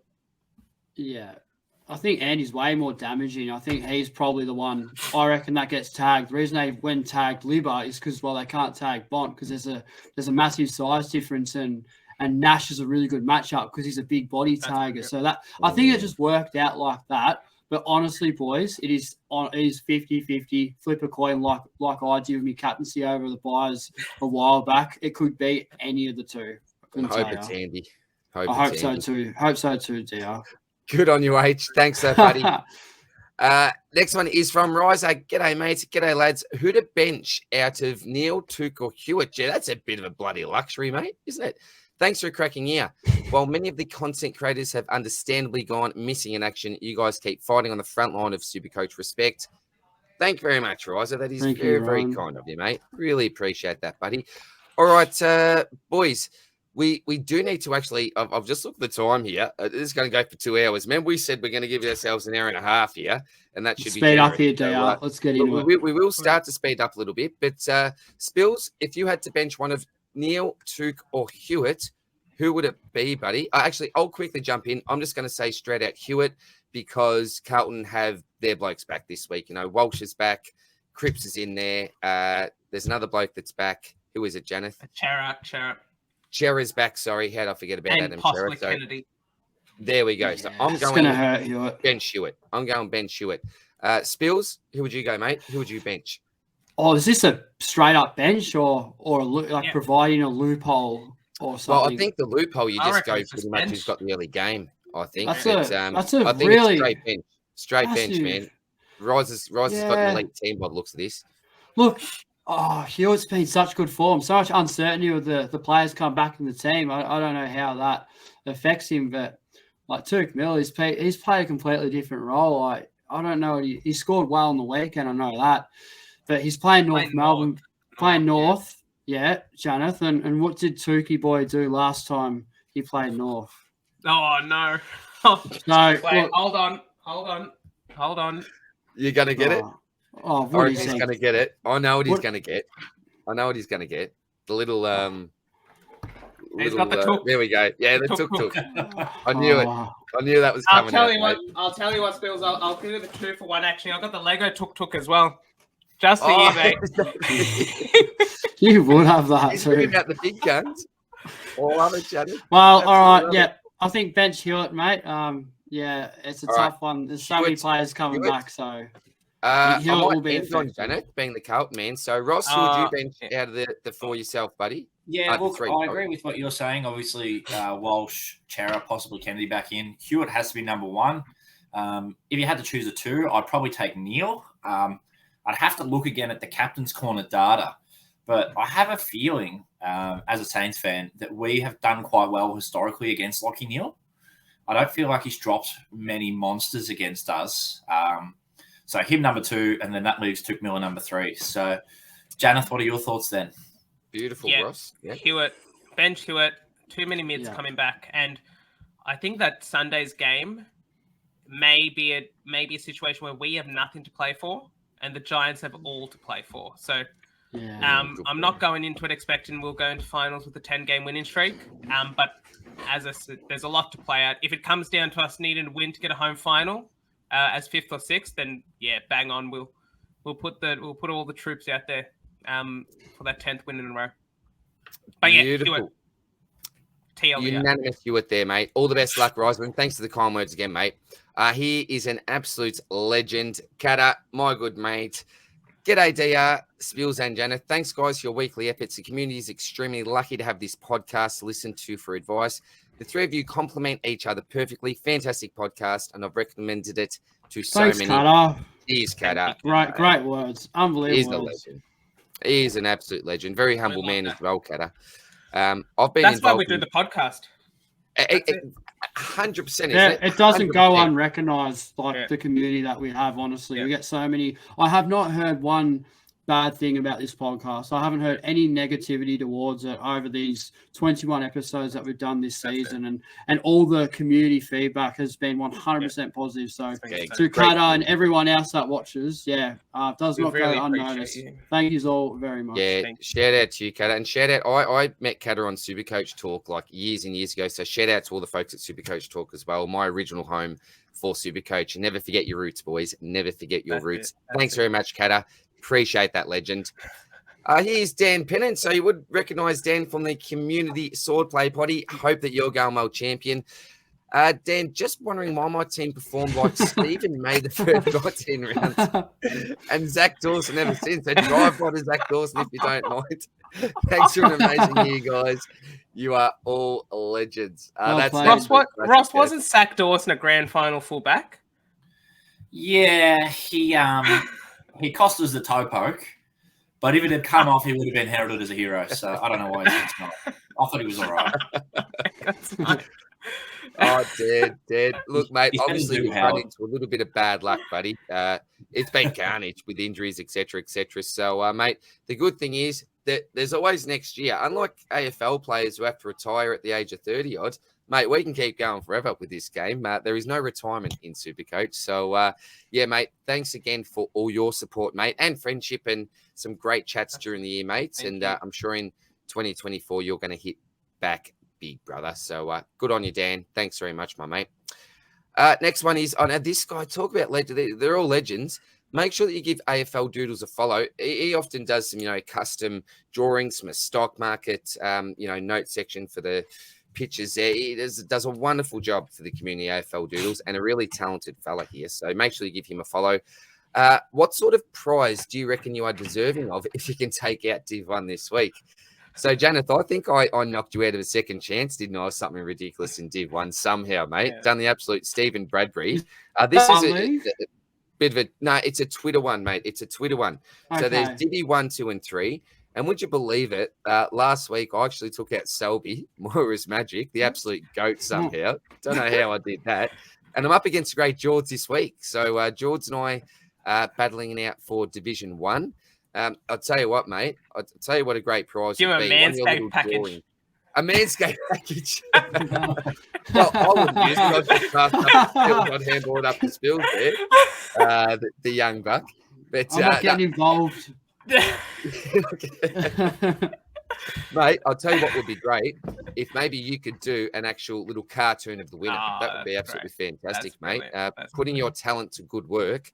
That would be absolutely phenomenal. Great, mate. Yeah, great idea. Thank you.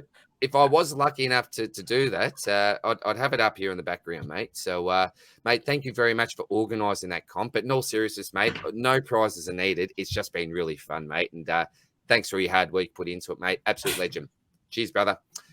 All right, next one. Here we go. We were talking about this man before. Janath's number one fan, the Duke. How are you, buddy? Hope that you're well, champ. Thoughts on Clary captain does well versus Sydney?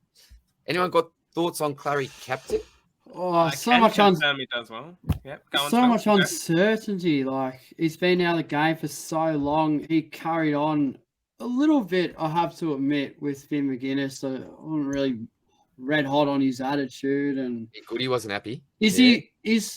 I wouldn't see him. I don't know when Melbourne play, but best case scenario, a VC. But yeah, I have lost trust in Clary at the moment. Not to say he can't come back to his 125 best next season, but I think 2023 has gone past him, boys. So yeah, it's a no for me. Well, I'll tell you what. So Duke is right. He averages 138 in his last three against Sydney, 156, 134, and 125. They are good numbers. But in his career, he's only played at the SCG 3 times. I think there's 2 matchups I'd particularly be targeting for the captain, and that's Geelong. That's the Dogs against Geelong, must-win game. And I'm not going to spoil much, but in round 24, I normally try to captain players that are Brownlow medal chances, because you know that on Brownlow medal night, when they need 3 votes to win the medal, they want a good game in round 24. And there's a man that is not only going for Brownlow, but to save his team from the utmost embarrassing situation from occurring, I think the Bont is the captain. He's the flavour of the week. Absolutely, Janath. Yeah. Against Geelong without blitz subs. It's over there though, isn't it? Does that change it? Or Geelong has Rowan, Cameron, Hawkins all going for surgery. Brad Close is out. Mark Blitzarbs is not playing. They've got a retirement home. Ross, do you have any more, Tad? No Guthrie, no Duncan. Radigalea got subbed out last week. Yeah, Dangerfield. Neil playing ruck again. They're gonna be fielding a VFL team at this point. Maybe Conway debut, just to ruin it for Supercoach 2024. Oh, you're joking. Oh, yeah, but we don't want this. Yeah, but that's a good call though. That's Bont, and then you got the Adelaide boys against West Coast. So you got Laird, Dawson over in the West. I think they're both better choices for captain than Clary, because if Clary doesn't work, yes, it could be the pod captain you need. And I know Duke's got a question below saying that he wants to finish top 100, and he's 230th. It is the pod captain you could be after, but I think like Bond could go. I don't know where Bond's ceiling is in this game. I love that. I had a bet with my dad that I got any console I wanted. I finished top 100 this season. That is elite. I love it, man. Had 3 trades left with 4 rounds to go and was ranked 116th. Got super unlucky. Copped a liver captain. Hey, liver captain cost Duke a PlayStation. Man, that's tough, man. That is tough, Dukey. Talk about being punished, Janath. Do you know what? Do you reckon he could go liver if he wants a real pod? Yeah. Could he go liver? Double down. Yeah. Maybe liver could slap you in the face and then give you a hug into the top 100, mate. I don't know.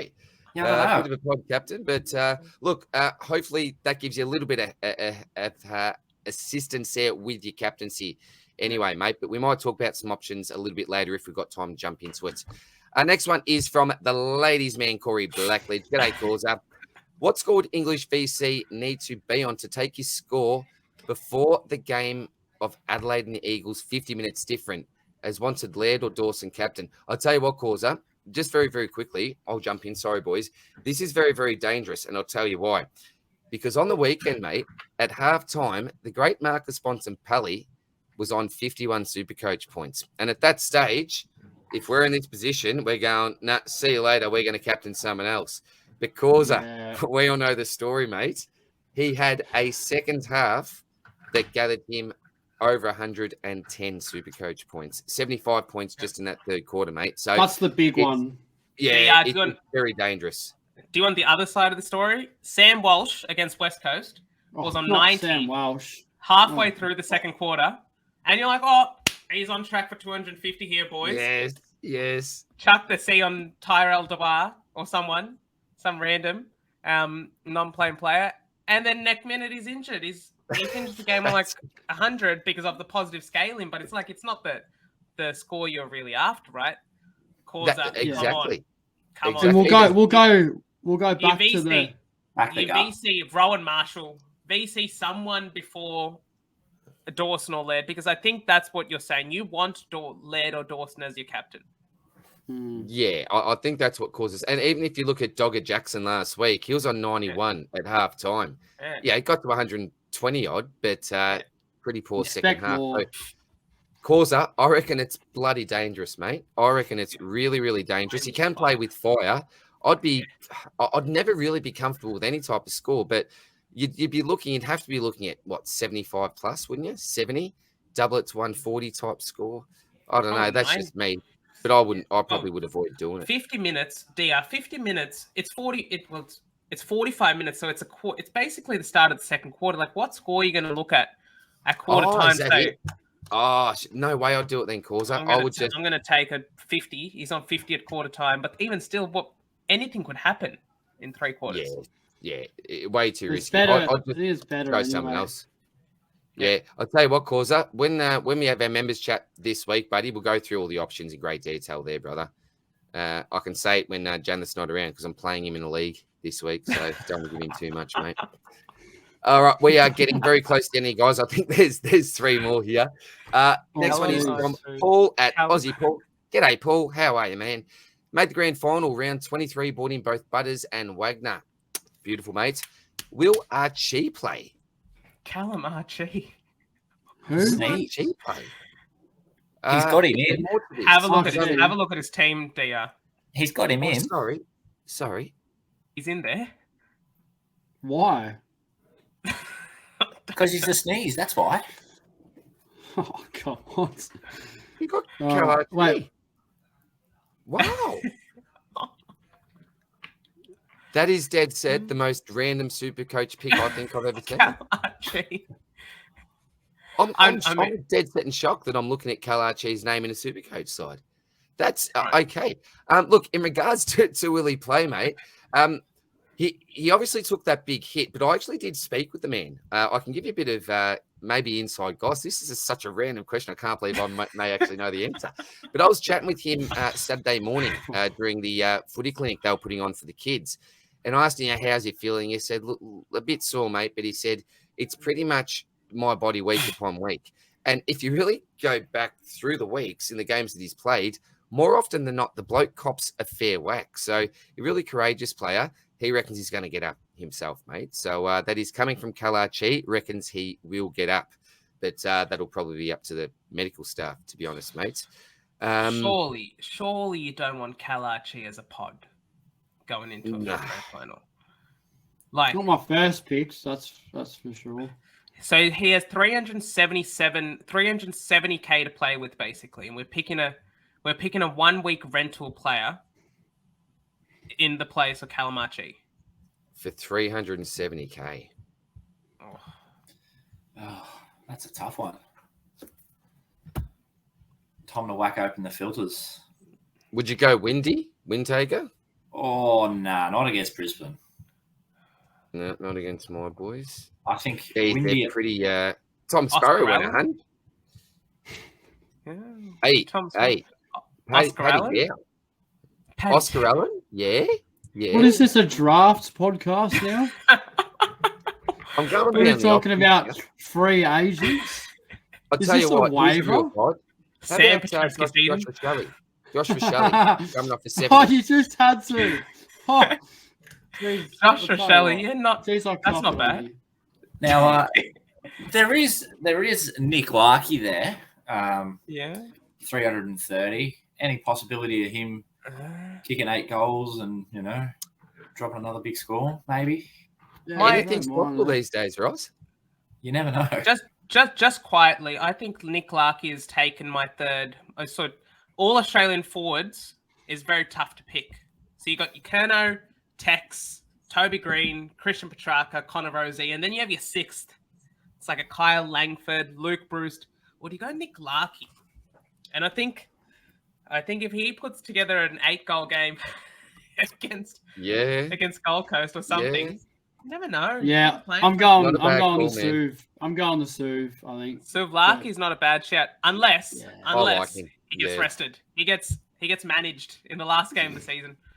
You never know, do you? Anything. No, they won't do that because he's a chance to finish in the Coleman pretty strong. Won't win it, but he's top 3, so they want to hold that crown. Fair enough. Well, I'm going my personal one. I'm going a real Pod Rochelle, mate. Rochelle, I'm going. If you're going, anyone. But good luck to you, Paul. Good luck, mate. Paul. Yeah, good on you, mate. All right, we have 3 more, boys. 3 more. Petey, how are you, Petey? Now, I screenshotted this from, I think it might have been my round review tweet. Hey, dear, I didn't get the question in for the potty, but thoughts on Sam Taylor versus the Blues? Had him through 5-round average of 118 plus, but then faced the 2 clear worst defender matchups as per DFS and a Bombers game where he barely saw any of it. Got him Witho or play Tex and swing Shees. Got him Witho or play Tex. I would absolutely play Tex. Easily, Absolutely. Sure. Any of you boys got 100%? Won't ever go in with DR. Tex and Shees. Done. Throw away the key. All right, done. Petey, we can make that really, really quick for you, mate. Play Tex, mate. Absolutely play Tex. And thanks again for all your questions during the year as well, Peter. You've been a great supporter of the channel, Thank you, mate. mate. Thanks, buddy. Yep. And we got two more. Big Bang Theory. How are you, brother? Hey, DR, thoughts on trading Andy Brayshaw this week to avoid a possible fin tag? Well, we don't Some know. options I like are We don't Noah know. Anderson against North, Parrish against the Pies. I don't mind that, actually. Or do you think Sarong gets a tag and Brayshaw scores fine? Would be a massive move to win my grand final. Well, we've talked about that in a bit of length, actually, mate, about who we think will get the tag, and it's pretty tough, but I'm probably leaning more towards Sarong myself. Look, boys, I reckon if he's got the trade there, I'd actually get rid of Bray. I'd actually, as a bit of an insurance, possibly just in case, I don't mind Parrish against the Pies, personally. No, I don't mind. You don't like it? No, What would you go? I don't know. What are they playing for? Pride? Like, if this was Parrish Essendon signed on? playing to make the finals, Has Parrish Then, yeah. actually signed on yet? Well, no. No. if they were Well, playing no, for finals, I actually Is got he it. really playing for a big contract, maybe, personally, rather than Essendon's side? Is Parrish going, you know what, it's my last game before I, need to Free impress agency decision. any other club here? I don't know. What do you reckon, Spills? I can't believe I'm going back onto a previous question that we've had. But if you got the extra trade and you've got, let's say this guy's got a Winhager or something like that, would you use a trade to someone that's super cheap, like a Nick Martin or a Larky type, and have him on the bench as that loophole and utilize Friday that? night, Because if Friday Larky Okay, dominates yeah. and kicks ace like we just discussed against Gold Coast, he could towel up and ton up, and you'd be like, yeah, I'll take that. And yeah, if Sarong Brayshaw go nuts, they're not losing out too much. And Nick Martin on the G could be a sneaky one, but at least you got the emergency on there. It's there if you need it. Because I think it is not worth trading Anderson or Brayshaw because we don't know. We don't know who's going to tag who. You could get the wrong bloke. Last time I sideways traded a premium, I did not win. So I'd go for the loophole. That's what I would do. Well, Right, different what strat. what Yeah. I'd be doing, Big Bang Theory, there's 1:45 game is on Saturdays, Hawthorn Fremantle. Strongly listening to the pre-game. See what Sam Mitchell, if he puts out any sort of inklings, if he's going to brace or anything like that. And then you have you have 8 games of players to choose from. Yes, you don't have Parrish to choose from, but you have plenty of other options that have good matchups. Matt Crouch is someone against West Coast. I know it's not the hottest Yeah, pick, not a bad shout. but he's been in really good form. Yeah. And I mean, he could be a good shout against West Coast. As There you I go, mind. Tex. Bring in Tex. Yeah, Yeah, it also bring likes Tex. bringing Tex. It's whatever. Ross, anything you hope- can add to that, buddy? No, look, I like the text pick. I mean, obviously that might be a popular one this week. Though. I don't know how many people have got a trade and can bring him in. Yeah. But yeah, Parrish against the Pies seems like it could go all right. I mean, he seems to win plenty of the ball in most matches that he plays, and with a good disposal efficiency, a couple of goals, can definitely see him dropping a big score. But yeah, obviously it's a big roll of the dice. That's the wrong tag though, or Brayshaw. So as Janath says, probably best to maybe see how that plays out in the pregame. It's a tough one for sure. Awesome. Yeah. All right. Last one here. We're going to finish with Daniel Emerton. G'day, Dan. Amazing content, gents. Helped me reach my grand final in the Cashy. Excellent. Well, congratulations, mate. Thanks, And mate. again, thanks for the Thank lovely you, mate. feedback and the kind words, mate. One trade left. Very jealous. Number 1, D-Cam to Flanders. Number 2, E on DC Friday night. If all goes well, trade can be used elsewhere. If he scores poor, Chincotta can cover via DPP. 352K in the bank to upgrade elsewhere. Well, would we chuck the emergency on DCAM just to see how he goes, boys? Do you think? I think that's probably the move I'd prefer. Worth a shot. I did Yeah. it. I did it last So week. we're going, as well. Janath, myself, and Ross, Yeah. I think, are saying yes to that. How about you, Spills? You're going against the grain there, mate? Well, like I hate that strat that the Pies are doing in their ruck setup. It's so awkward. I think Flanders could absolutely carve North up if they went in with that tanky mentality. I doubt they will, but there's every chance. Flanders form, boys, It's a fair far out. point, It's mate. been good. Yeah. Because the money's there. I would not field St. Cotter in a cash league, personally. If you can find an advantage somewhere else. But yeah, Flanders, if you can get to him, that's sneaky as. That's really good. I'd rather Flanders over DCAM every day of the week, but obviously it rules out the emergency. You can't do that. You're sort of stuck. So I'm backing it in. Go Flanders for me. I think I'm with Spills now. Actually, in hindsight, because the allure all this time long was DCAM's cover, ruck cover. But now it doesn't matter because it hasn't worked unless your ruckman get injured. Well, the thing is, Spills, it hasn't worked until we needed it to work. In hindsight, yeah, we didn't need him, but if we did need him, like Rowan and Tim English hadn't played full seasons in their whole careers, basically. And then Doggett to the rescue. Yeah. Doggett. Well, could you go DCAM? DCAM to Flanders is probably what he can afford, right? Yeah. But yeah, send Flanders, I reckon. He's like, I was telling Ross off air as well that Flanders is Jack McRae owners. I think Sam Flanders. Tex, oh yeah, for sure. Cool. Sam Flanders and Tex are probably the two big. Just for context, Jack McRae's out with concussion this week. So yeah, Flanders and Tex are probably the two go-tos. Flanders probably safer than Tex because Tex could. We're hyping him up now, and he could. Yeah, he's going to spud it up, isn't he? Yeah, you're just watching it now. Yeah. All right. Well, I think option one. Split down the line there, mate. Split down the line. So whatever decision you make, I hope it works out, buddy. And boys, that is it. That was the final question of the mailbag for 2023.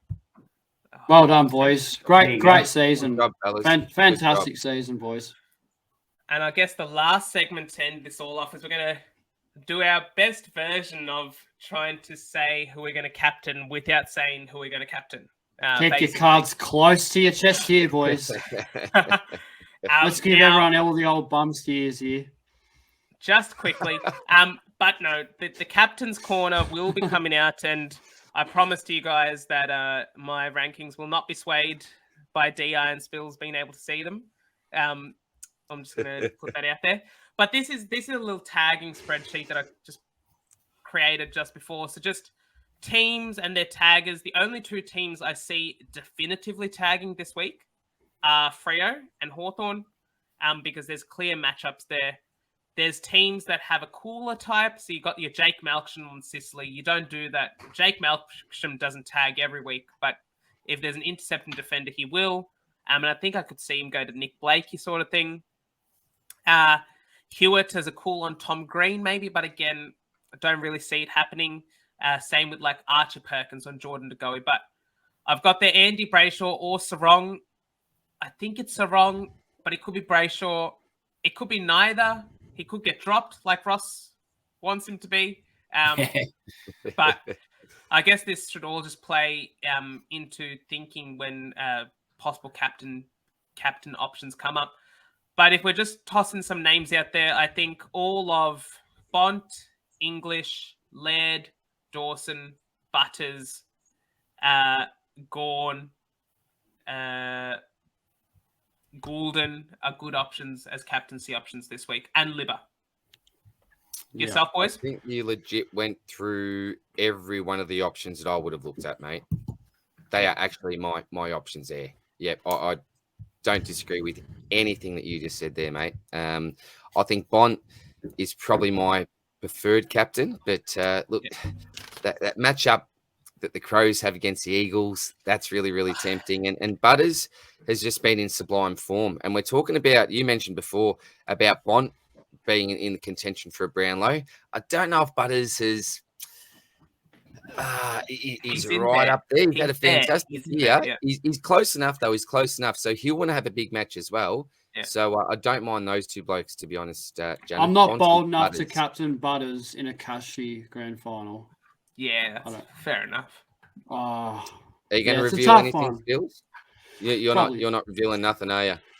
Probably not. Look, I think I'm pretty sure like Phil watches the potty, so best of luck. Best of luck to you, Phil. I'm very nervous with it. I actually haven't really decided. I haven't really taken the time to assess my captain, so it He could knows be people. anyone. He knows. No, boys, no, I don't. It could be. I think I'm weighing up Laird and Bont. I think they're the two obvious ones, but Very fair, it's mate. something Yep, I'm going to have very to fair. assess. But yeah, it's a tough one. It's a really tough week for it. So yeah, I think it'll be all these names on the screen. I think you can just safely avoid, almost like go for someone that's not really facing a tag for hopefully some higher reward. But yeah, it's a great discussion. Yeah, and I think for me, I'm not really in any of these cashies. It's a bit of a preview. It's going to be going up on third man up captain's corner tomorrow. Anyway, I'm probably looking at Bont number 1. English is probably close, depending if I want to play on late Sunday. Actually, I don't have English, but if you wanted to play a late Sunday, could use either of them as a VC and pick who you want for your captain. My other two, Gawn against Sydney. Just from looking at the numbers, I did a quick look through before. His recent numbers and his numbers against Sydney seem to be quite good from memory. My third choice was Butters. The other one I sort of wanted to throw up was Roll Marshall.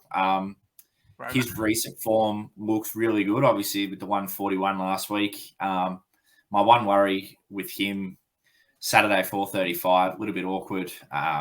Plus playing against the Big O as well. It might be different now because he was a bit down in his form, had a bit of a mid-season slump, and the Big O got the better of him. But maybe this time around it might be different. I'm not really sure. Well, he wasn't actually at the family day, so I reckon he's a little bit sore, the Big O. So a little bit of inside stuff there for you. The Big O was not at the family day because he's on the first blokes I always have a chat to. He is like an awesome, humble human. He's a great fella. A great fella. Most popular bloke at the club as well. You ask all the Brisbane Lions players themselves. Yeah, right. The most popular Fair player. enough. Yep, absolutely. Hands down. Seems like a really nice guy. Like He does. from interviews and He is stuff. awesome, man. He is like just a ripping fella. Yeah, ripping fella, mate. Well, I guess with that brings to a close episode 21, the final episode of season 3. We've gone for an hour 50. I always know that these times are just absolutely ridiculous. But before we head off, I do need to give a lot of acknowledgements. So I just want to firstly thank everyone that's come on the channel. So to you, Ross, thank you, mate, for coming on the channel. To Shorty, Dan Mashman, Freo Tragic, Yes. Harry Kithradis, absolute legend, Dan Pennant, Causa, Jono, the dynamic duo. They get along, best buds. Stephen Rioza, one of Ross and I, our schoolmates, old schoolmates. James Dowdy, the Englishman, still salty about the cricket, but a great bloke, genuine, pure heart. And then Lincoln Begsy, absolute legend of the community as well. So, but these guys are just a subset of the amazing community that you can't forget Brentos, and Brentos, obviously. Sorry, mate. He's gonna hate you for forgetting that. I didn't forget. I was saving the best for last. I bet you were. But this is just a subset of the amazing community you've built on the channel, and we hope that we have been able to build that throughout this year. And to you boys, just really appreciate you guys having me on as a regular this season. Tuesdays, always look forward to Tuesdays. One of the best days off the week. In fact, the best day off the week, being able to record with you guys. I know that we ramble on too much, but that's what makes the Swordplay Potty. That's why people watch, mate. That's why we still get views even though we go on. So absolutely. So do you guys have any final remarks you want to add? Yeah, look, I was just going to say, look, I think the best thing about Supercoach is the friendships that you build. You know, we saw everyone get together on the Friday night, you know, people meeting each other for the first time. But look, I didn't know you blokes from a bar of soap a few years ago. And now look at us, you know, BFFs on the Tuesday night, not just talking Supercoach, but talking life as well, talking footy in general. So, guys, your friendship has been, I suppose, a highlight for me, and the friendships that we've made in the community as well. That's absolutely been the best thing about producing this podcast. And yeah, thanks for everyone for the great feedback and support. Janath Spills already mentioned we couldn't do it without you guys. You're what keeps us going. It was what drives us to want to improve and get better next season. Just little things like getting onto Spotify, That's been a big goal of ours for a while. We'll guarantee that'll happen next year. So, boys, just looking forward to getting back together again next year, bigger and better than ever. So, yeah, thank you very, very much, legends. Spills, any final parting words from you, brother? Well, first of all, Janath, I think you definitely underselling yourself there. You're more than a guest, mate. You are the third co-host of this podcast. So, yeah, always great. We're always looking for a third person to jump on. We just weren't sure. So, yeah, DR and I, no one really knows this, but we're weighing it up for, I reckon, 6 months. We're thinking about, we need a third guy. And as soon as we did the Blues preview, we both, once we ended it, we had a private conversation behind closed doors and went, I think we found our guy. Like the stats stuff, I think you keep us on track as well. So I think it's a great balance. You're a great host, and you bring the numbers, something that myself and DR don't do as much, which just brings another element to the podcast. So yeah, on behalf of it, mate, welcome aboard, and it's gonna be a great future for Swordplay, and absolutely can't wait. And I'm DR, mate, unreal friendship with you.